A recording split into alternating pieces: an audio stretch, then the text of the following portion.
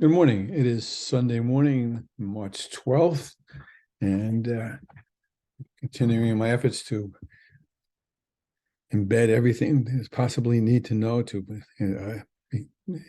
assure yourselves that you'll be certified as a E&L a specialist and as a I'm stumbling over my words, but stay with me for a minute until I get my motor running, as well as to be certified as a building level administrator in order for you to combine those two talents to do the best you can by the students whom you have probably already are serving and certainly intend to serve in a different capacity.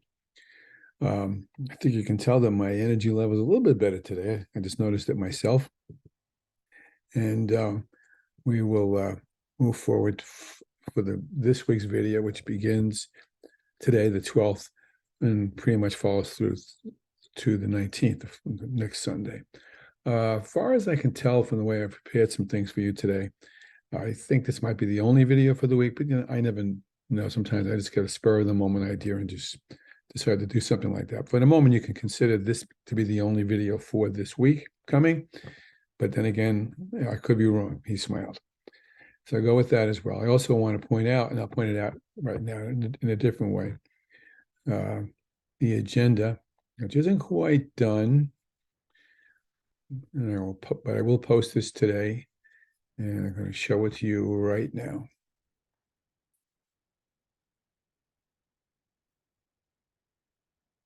I will show it to you right now. There we go.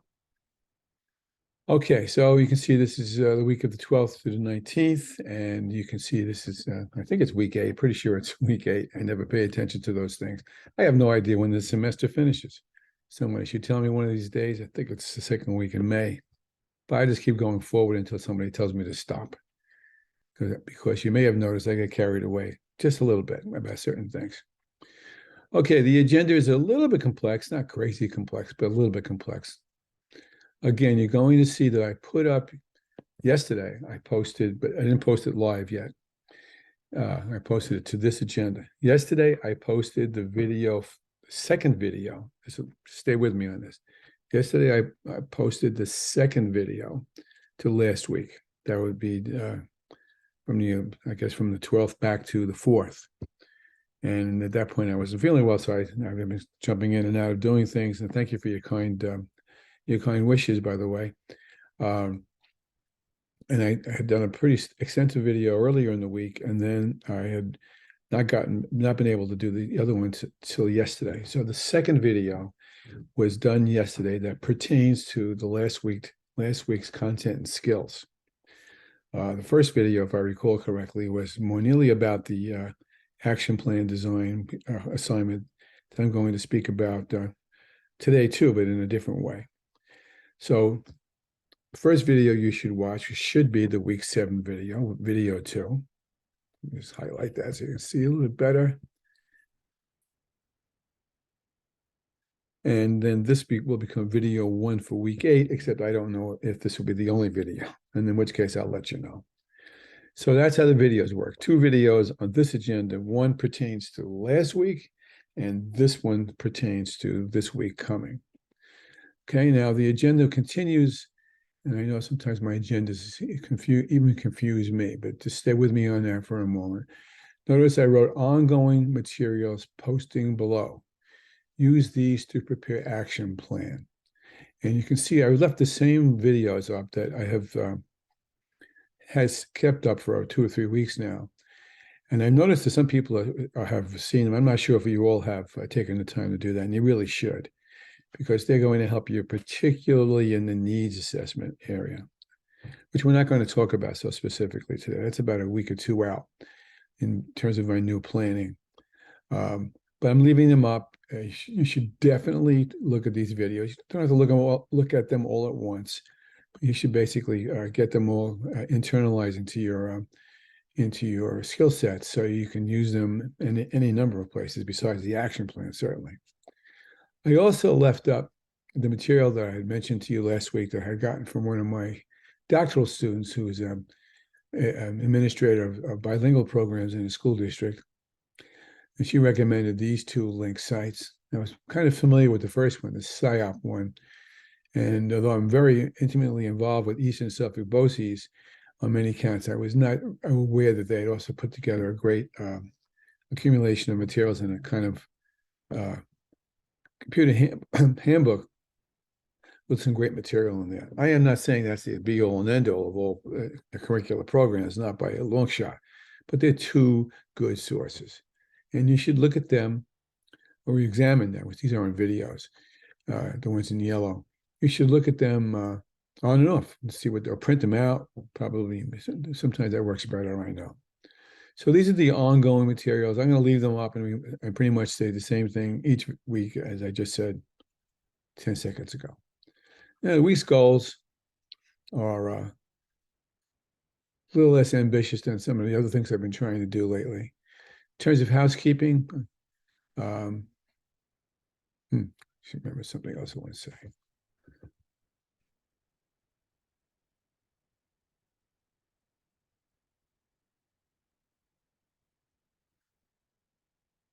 There's a journal question for week 12 that's completely different than any discussion question that I've offered up. I deliberately have changed the tone of the discussion questions, at least for this week, and I probably for succeeding ones, or I'm going to add a discussion question, and I'll explain that in a moment.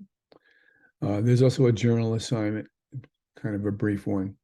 And this March 16th was the reminder, and this will be the last time I remind you about it, is, let's change the color. Well, March 16th is pretty close to St. Patrick's Day, so we'll go with that. There's a conference in Wading River out on the east end of Long Island that I've asked you to do one of two things for. One of three, actually.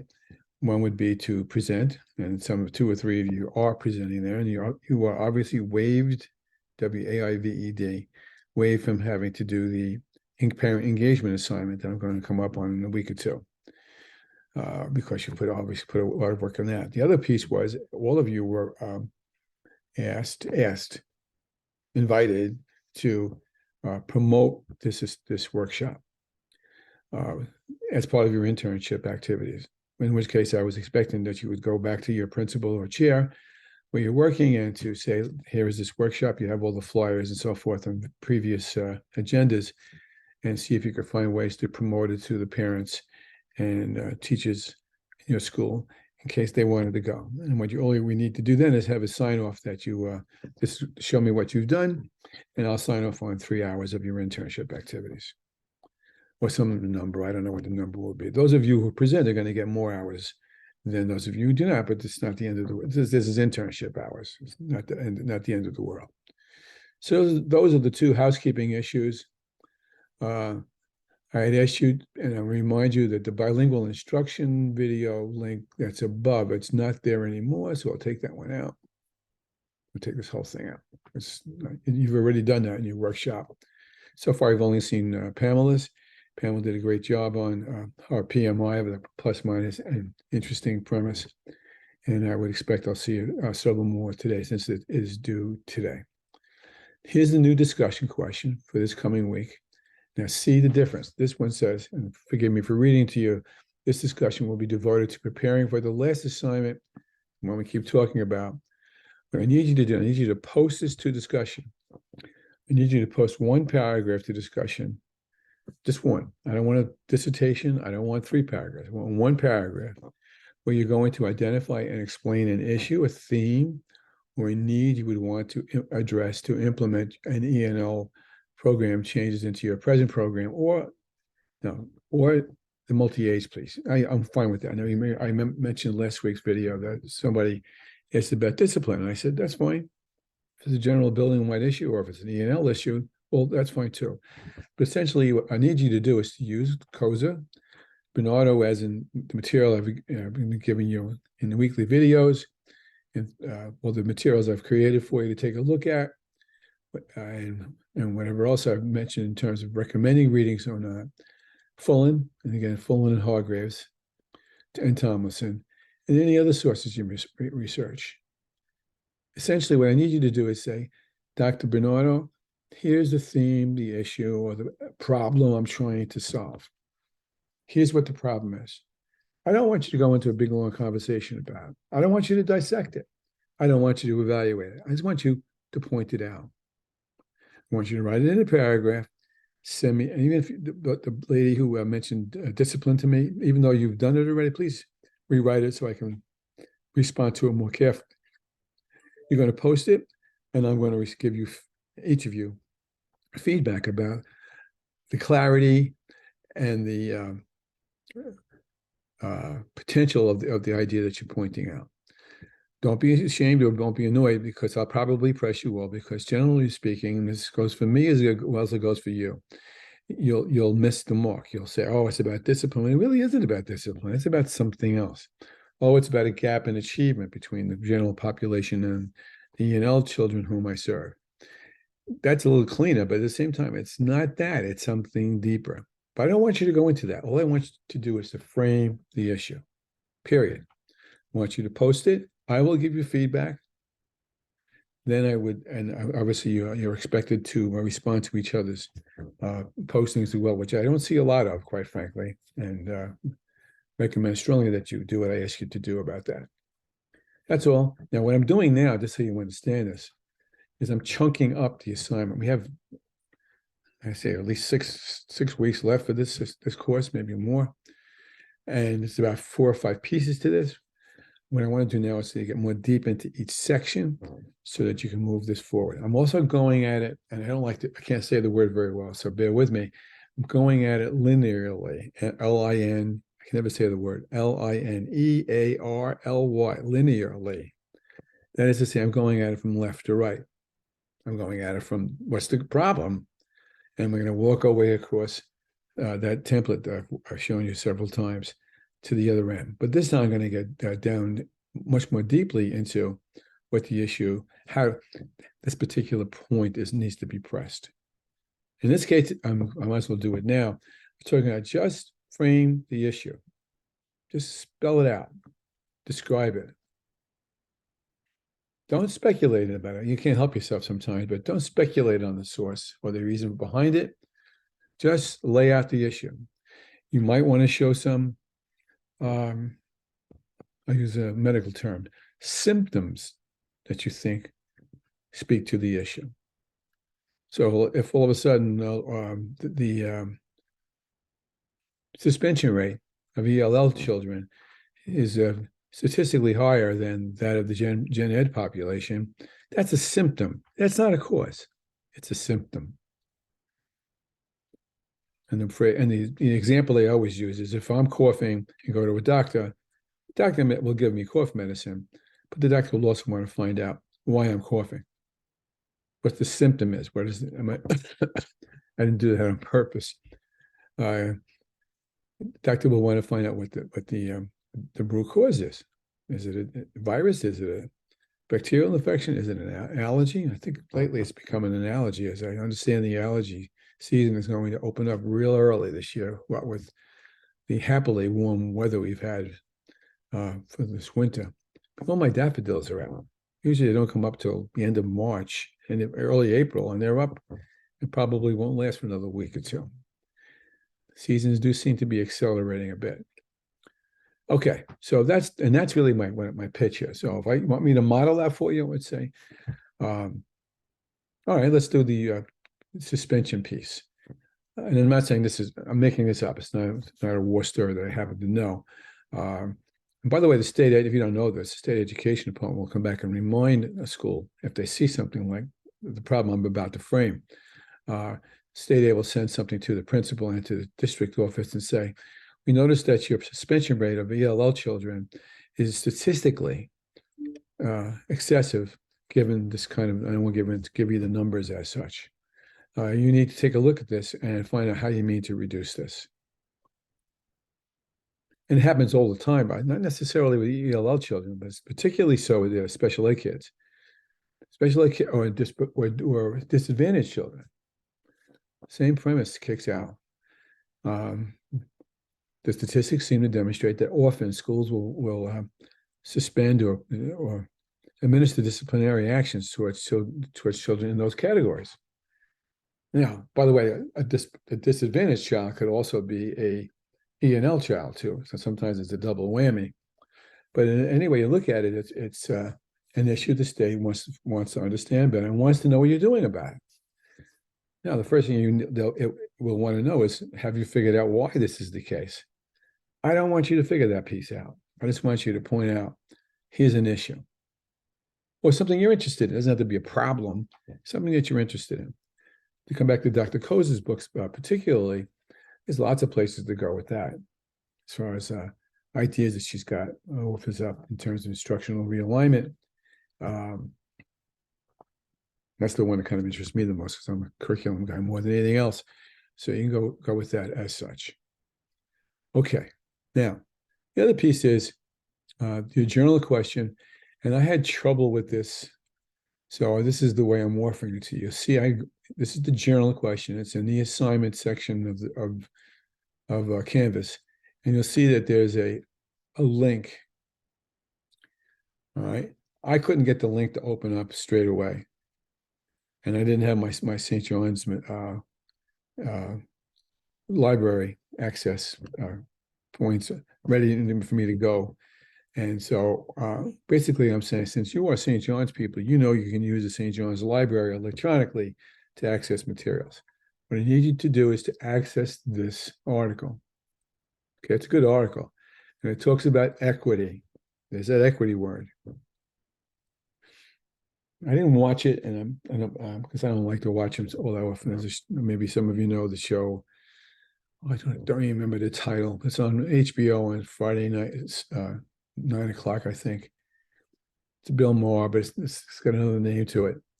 And he had a conversation with Bernie Sanders and asked Bernie Sanders, what's the difference between equity and equity of opportunity? Bernie Sanders couldn't answer it. And he and Bill Maher began to play around with it. I took from what I read about it, I didn't see the show itself. From what I read about it after the fact, was that Bill Maher, and I think Sanders too, to some extent, was advocating for equity of opportunity. It's not necessarily instead of equity in a broader sense, but equity of opportunity to assure that all people of all kinds of labels, for want of a better term, have the opportunity to be the best that they can be. A little different from saying we're going to give you $10 and you're going to be happy with that, which isn't what equity is to begin with. So I just want you to read that article and respond to it insofar as your experiences, insofar as your understanding of what equity and equity of opportunity may mean. And that's the two assignments. One is the discussion question, basically to frame an issue for me. And the other weekly assignment this week is to post. You won't be able just to copy this and paste it into a link. You're not going to get it that way. You have to go into the St. John's Library and pull it up. Like, give me a shout if you can't find it. I think you can. I was able to do it later, but not right straight away. Okay, so now in terms of content.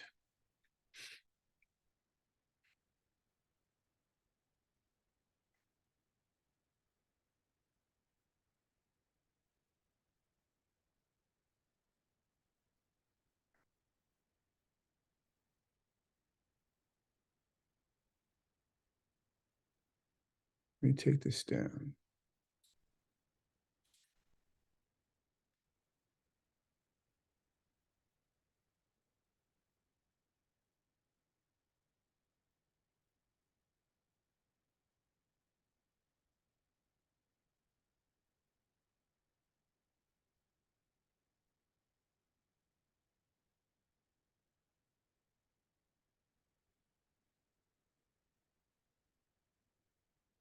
All he's doing is following the chapters. For those of you who want to know, I just want you the next week you're going to go. I'll write it down. Koz chapter 5, Bullen chapter 8, and Tomlinson chapter 6. That's all. Okay. Now, one more time, let's go over the final expectation. I'm not going to beat this to death. You should be able to this week really recognize what your issue is. Not even your goal. I'll give you the goal over the week when I read what you send me. The quicker you send me this, the quicker I'll give you the goal if you can't figure it out yourself. And I'll show you how to do that. All right, I'll show you how to do that, for example. So here's an example. Let's go back to the disproportionate referral of ENL children for disciplinary, I can't talk today, I'm sorry, disciplinary action. So if that's the case, all right, what you need to know is frame the goal. So the goal would be, it's just an example, would be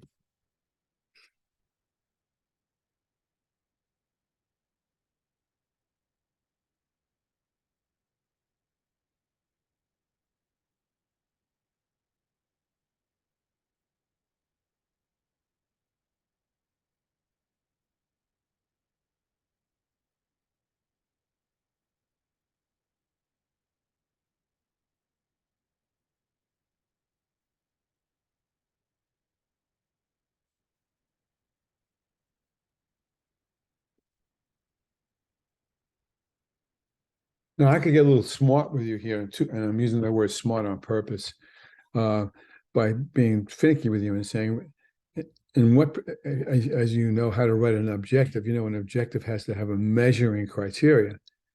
I should probably also say 100% of the time. This is not something you can say, well, we'll be satisfied with it at 5% of the time, or even 95% of the time. You want to be able to speak to this 100% of the time. But I'm not going to do that to you yet. We'll get to that point up the road. That's not a bad goal.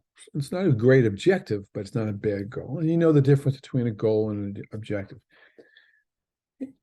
An objective is a goal, but a goal is not necessarily an objective, because an objective has more requirements to it. The most important one would be a measurement tool.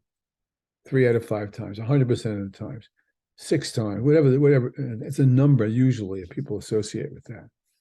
We're not going to go there yet. I think you know how to do that anyway from your travels. But I want to point that out. It's not necessary to go with that next. So again, for next week, I need to see just what your issue is, and you can try to write it in a goal, and I'll give you feedback on that. And if I don't think you've hit the mark, I will help you figure that piece out. Okay. Now the rest of this is, you've done this already. I'm not going to go over it again today. It's all the same business. And you can see the template we're working from left to right, linearly, is a goal. Okay, and then we walk our way across, but do not get crazy about that for the moment. Okie doke. Now, as far as I can tell, I really have picked up the issues that I usually have spent a whole hour or so on by essentially saying, just frame the issue. I mean, a good, solid, scholarly paragraph that shows that you have framed the issue. Symptoms, not necessarily causes. In fact, I would even kind of tell you to avoid the causes. Then what we're going to do the following week, just to tell you, we're going to go back up to these videos, and we're going to go look at 5Y and fishtail, and probably SWOT. And I will model those for you so you can get at the root causes. That's when we start to cook. Okay. All right, now with the balance of what I'm going to do today, I did this. I'm just gonna I'll put up all my books are on Kindle, and I'm a big Kindle fan, but sometimes Kindle can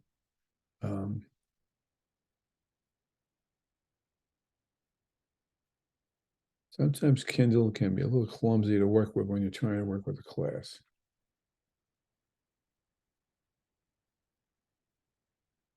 Oh, in fact, before I forget, I wanted to say that you're really done with Tomlinson after this week, which is fine. So I think Tomlinson has run her course as far as what we need to talk about. So we are up to Tomlinson chapter 6. There is no Tomlinson after that. Kill that. And from this point on, we're talking about two books, Koza and Full, and then we'll refer to Tomlinson as we need to. What I was going to do is make a Venn diagram on the PowerPoint slide for you, but the Venn diagram just didn't work in terms of showing us. I'm going to probably try to do this later in the week in a different way, but for the moment, I might just do it in a table. what I've been trying to do with the 3 books is to see where they overlap. I hope you see that. I hope you see that. And they've been basically marching with each other pretty well, except this time they don't. These next chapters are kind of different. I would say Kozo and Fullen are pretty much marching together, but Tomlinson's in a different place. And that's fine. It's just the way they didn't huddle up and collaborate when they wrote the books. So I don't want to dismiss Tomlinson's piece, especially. So let's talk to this chapter a while. Well, basically, what she's talking about is a synthesis. Sometimes I hate that word, but it's a good word this time around. A synthesis of all of what she spoke about in the previous chapters, and attempt to create a model. A model is an archetype. A model is a premise or a theme from which you can build or adapt, depending on your individual needs. So in this case, she tried to offer up in this particular chapter lessons from successful systems. What do they have in common? What don't they? We talked a little bit about this in yesterday's video, where in certain senses they don't match up, but for the most part, they are very similar. So a lot of what I said yesterday applies to what I'm about to talk about, especially insofar as Tomlinson is concerned. And her first point is that it takes a system. Now, you've heard that S word, that system word, maybe a million times from me, all the way from the beginning of the course to now and through now, about thinking systems, plural. It's a little misleading, though, because when I talk about Peter Senge and the 5 disciplines of a learning organization, I'm talking about more than systems. I'm talking about 5 pieces that make up systems thinking. It's a little different. And so that's a little tricky. I think the metaphor that I used the first time we spoke about this was the human body. Without getting into all the crazy, gory details, my blood pressure went up way high about a week ago, like put me in the hospital high. I have high blood pressure, have been on medicines forever. I'm overweight, haven't exercised a heck of a lot lately. Can exercise as soon as I'm finished with this because the weather is decent. And so certainly my circulatory system was out of whack, dangerously out of whack. You go to the doctor, you go to the hospital, and what do they say? Well, what medicines are you taking? What are you not taking? Have you been eating potato chips again, Dr. Bernardo? Which I haven't. And they began to sort through all the other intersections of the human body systems. Have you been aggravated lately? I'm always aggravated. So that's a constant for me. And the doctors are still trying to sort it out. But one of the things they did, obviously, in terms of diagnosing my own systemic needs, my body as a collection of subsystems, the same with yours, is that they have to sort out what may be causing what. That's systems thinking. Not systems disciplines necessarily, but systems. When you hear that song, I don't know if you've heard, I doubt you did. There's an old slave ritual song from the Civil War called "The Ankle is Connected to the." It begins with the ankle is connected to the foot bone. The foot bone is connected to the ankle bone. The ankle bone is connected to the shin bone. And it goes all the way up through the body, really telling you that there's connections among the skeletal systems that hold the rest of the body together. And as I said a million times to you, when any system is out of whack, the whole body, the whole with a W is out of whack. And so when Tomlinson says it takes a system, she's Dawn Tutin's correct about that. And then she goes on to tell the differences among Finland, Ontario, and Singapore. There's not a lot of differences among them. They have more commons than they don't. One thing that's interesting, I haven't really said this out loud yet, but here it comes. And it's a philosophical point rather than an actual, let's get involved with the point. If you were doing a dissertation with me, we would probably have some fun with the topic I'm about to raise. Finland, Singapore, and Ontario, although that's a little bit of a different example, are generally speaking national systems. Singapore and Finland certainly are. Ontario is not a nation. Ontario is a province in Canada, but that is large enough to, in a certain sense, to typify as a nation, because their reforms of the education system, as Fullen and Hargraves described, were regionally enforced. In the United States, the Constitution does not cover, people sometimes are surprised by this, and you learn more about this when you take education law, if you haven't already, that there's nothing in the Constitution about education, believe it or not.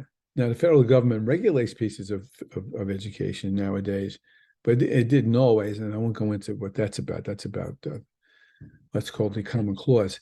But the issue I'm trying to drive at is 50 states. There's 50 sets of educational systems. In New York, there are 722 systems. Some of them are bigger than others. New York City obviously is the biggest, what they call the Big Five.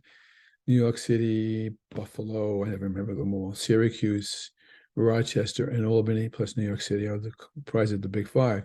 But they're school systems of themselves.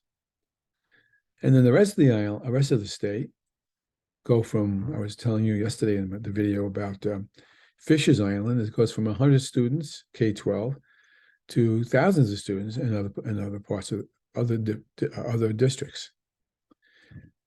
And they're governed, in air quotes, by the Albany by the Albany State Education Department.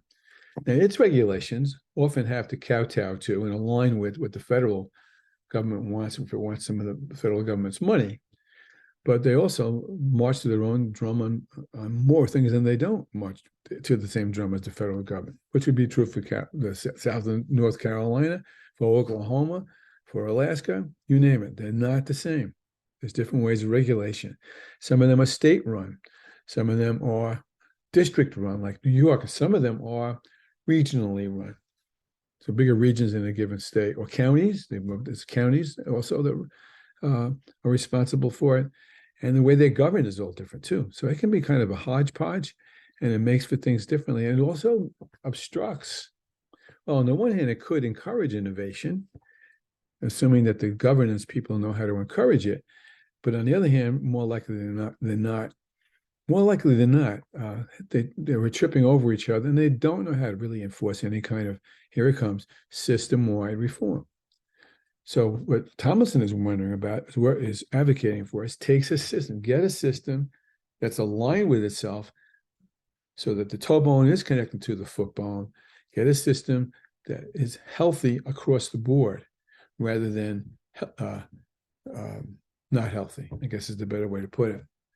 And so that's a philosophical point, and it's also a leadership point to make it all right. Now, you as prospective leaders have to really be very keyed into the systems, plural word. How well do they work? An example I use in another course, some other courses I teach, was when I was assistant superintendent, the superintendent decided he wanted to switch the busing schedules around because it hadn't changed in 30 years. And new guy wanted to change the busing schedules. Nobody was coming to school all at the same time. They were coming in tiers. And he decided to flip them in the elementary school level. Well, you thought it was going to be a civil war. Because in fact, what happened was that rock in the puddle rippled out into things nobody anticipated. Or certainly he didn't anticipate at the time. And things that sound a little mundane, but are important. Babysitting schedules had to be redone. Religious instruction after school had to be redone. The dance classes after school had to be redone. Athletic teams had to be rescheduled. All because of that one rock that went into the puddle. A relatively minor point goes into the puddle, and the ripples come across the whole pond in ways you sometimes cannot recognize unless you're futuring for it. So if I want to really realign, I want to recreate my schools, I got to start with two things, really. The culture, which we spoke about extensively yesterday, and I'm not going to belabor again today. So these two videos go hand in hand. The culture with a small c and the systems. The culture comes before the systems. Always remember that, he shouted. And the systems can't exist without the culture, and the culture is responsible for the systems as such. Speaking of the systems, you've got to develop your teachers. You can't count on the colleges to necessarily turn out, John Dewey's straight away. Or in that little girl, listen to me, the teacher on, and I'm not sure if you're watching it, you should. On Wednesday nights, it's Abbott Elementary.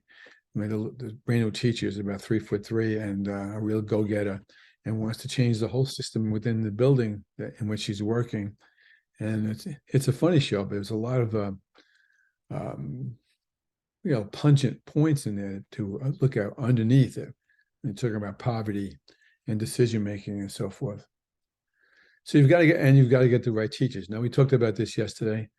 10% of the 10% graduation rate in places like Finland is in vast opposition to what we do here in the United States, where it's a top 80%. Think about that one. But you have to be sure that the state education department is requiring the higher education places systemically to have a basic expectation of standards for teachers to have mastered in order for them to be certified and qualified to be teaching children. In the same way, as you are now pursuing our administration courses, need to meet a set of standards that the state education department adopted from the national board to assure that there's a minimum standard of skills mastery as such. Once they're brought in, they need mentoring, they need coaching. When I first started, I remember I walked into the building the first day of school. I said to the principal, I don't know what I'm teaching. He gave me a yellow book. I said, here it is. That was interesting. But I'm here to talk about it now. You got to make, and I think Tomlinson's point about making teaching attractive is good. I mean, in some places, and you saw the video from Jackie Amarato, Dr. Amarato, about how in Finland, all teachers are equated with medical doctors and lawyers and so forth. Very honored profession, very extremely well respected, which is not the way it is, as many of you know from firsthand experiences, unfortunately, nowadays in the United States. You got to keep training people. There's a phrase I may have used with you before. I hope I did. When you stop trying to get better, you stop being good.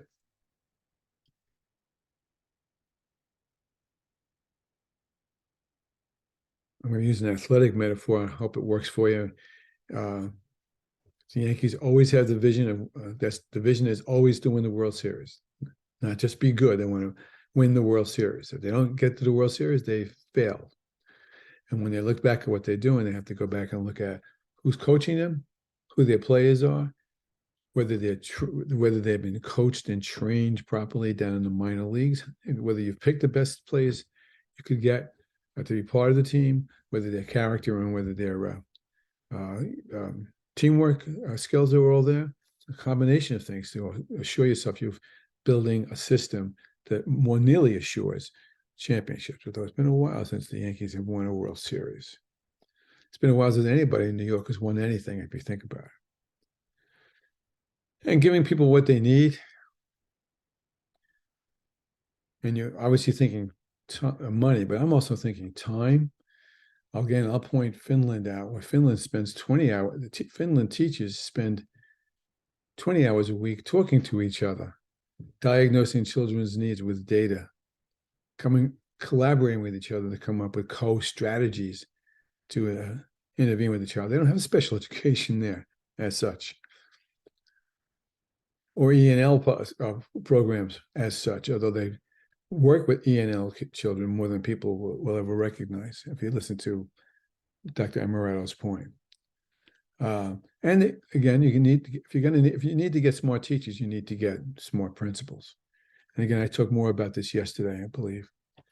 And so that's the Tomlinson point. I was going to try to merge that up with Fullen and Koza, and I couldn't as such. So I'm just going to go back and talk about Koza. Let me just find that book. You should have read at least through chapter 4 by now, and Koza probably farther along than that, but I would say minimally you should have read through chapter 4. And the more I read the Koza book, the better it gets. Okay. I told Dr. Koza the other day that this class they're doing a great job with it. She was so pleased to hear that. And she makes the point, she makes quite a few points, but I'm not going to give them all back to you in one fell swoop, because now we have more time to spend on Dr. Koza's book than we had before.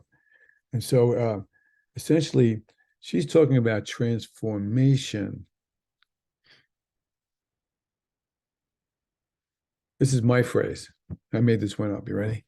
Transformation equals a new way to realize.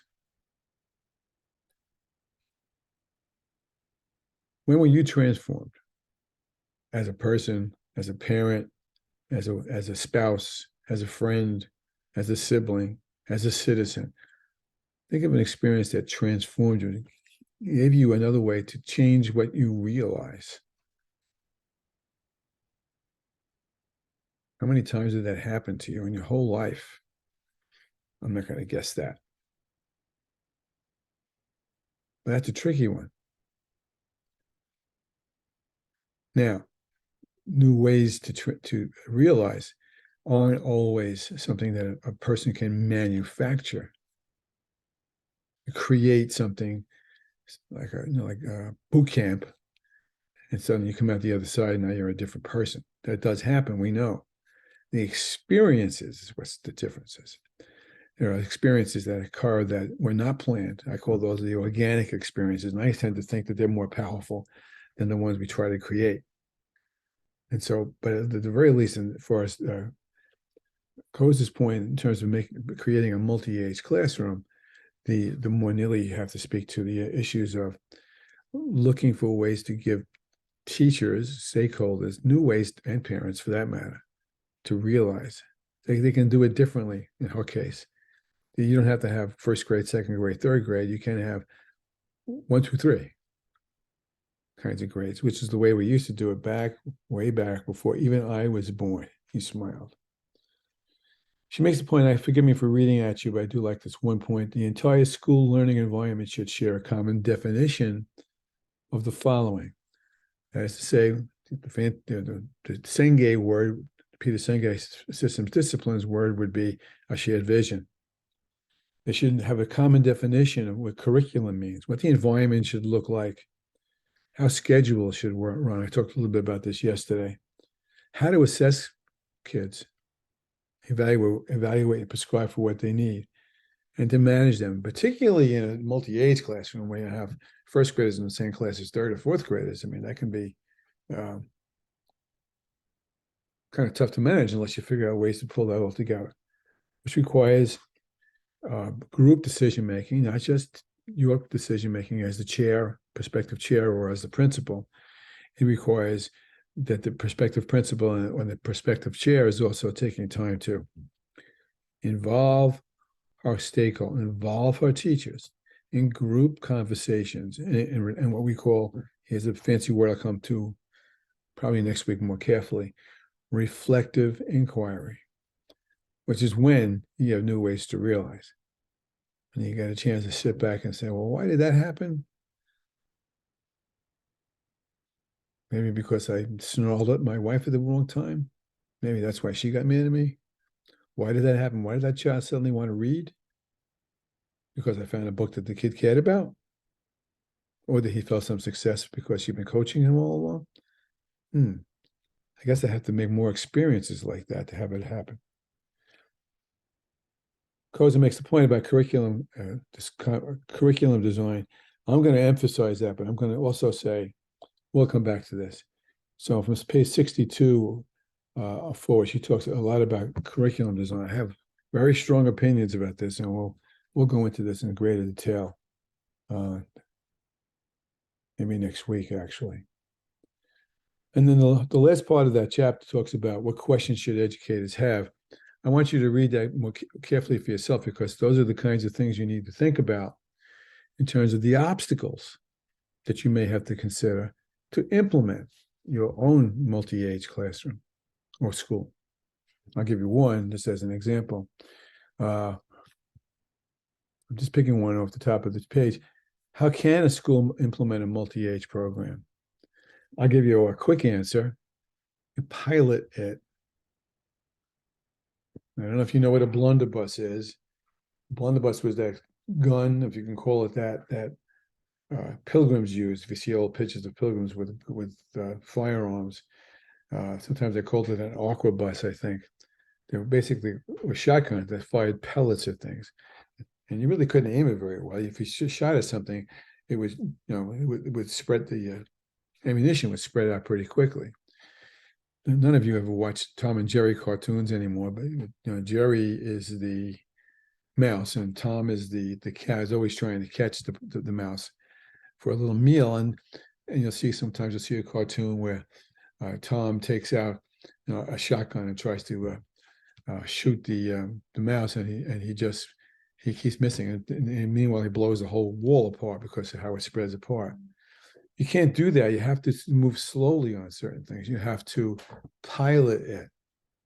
When you pilot a change, and there's some drawbacks to this, but when you pilot a change, especially an organizational change, as drastic as what Cozy was advocating, you got to move slowly. You can't do it with all at once, because if something goes wrong, everything goes wrong. The whole system, all the systems could fall apart. And so you start real small. You learn from those the good things and the bad things that may have happened, and you build out from that. So that when you finally put the whole thing in place, you can be pretty much assured that you have covered all the S-buts, the obstacles that we talked about. So I would recommend strongly that the section about what questions do educators have is a great section to think through. And with that, we'll move on from her and we'll go over to Fullen.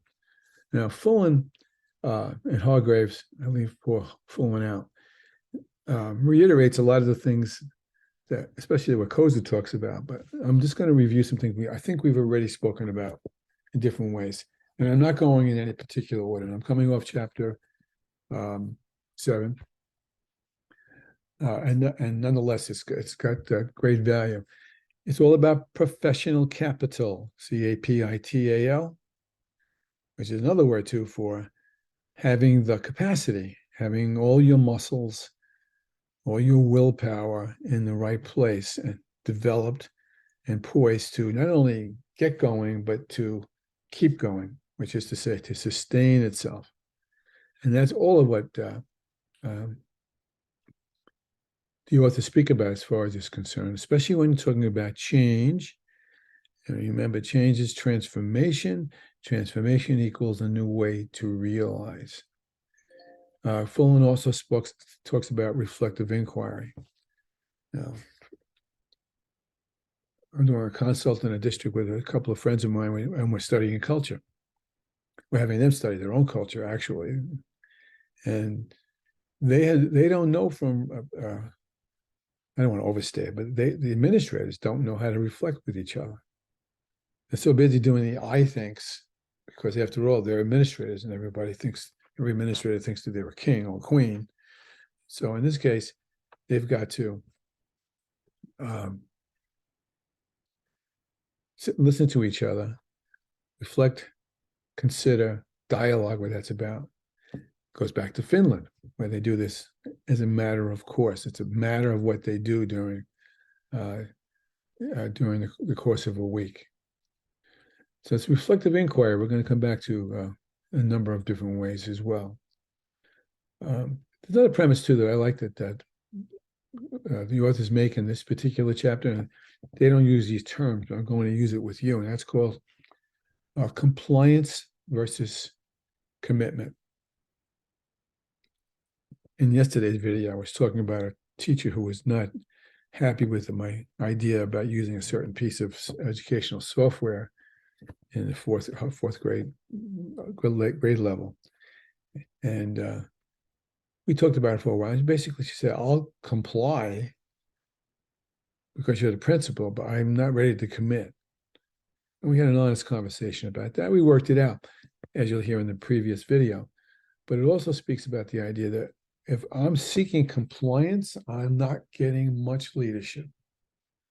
Compliance is low level, surface, superficial, tenuous. Commitment is a different story. And I think you can figure that out from any number of ways. I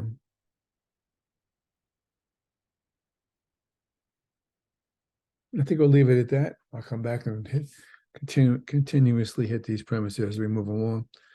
At this moment, this is 11:45 on Sunday morning.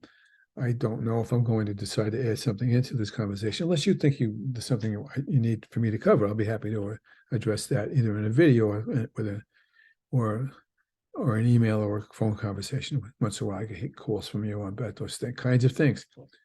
But I think what we've done is we've combined yesterday's video, which was, again, from last week's material, with this week's video, where I tried to help you see what the discussion question change is about, help you understand how we're going to begin to piece together this action plan more specifically, and then to see where you can find all kinds of considerations here to melt, emerge, embed, inject the ideas that these three authors are speaking towards into your model for making the change of a system, of a school system in place to meet the needs of your specialized learners, not special ed learners, but specialized learners, because they have needs that aren't necessarily being met by the system as it certainly stands, as it may stand today.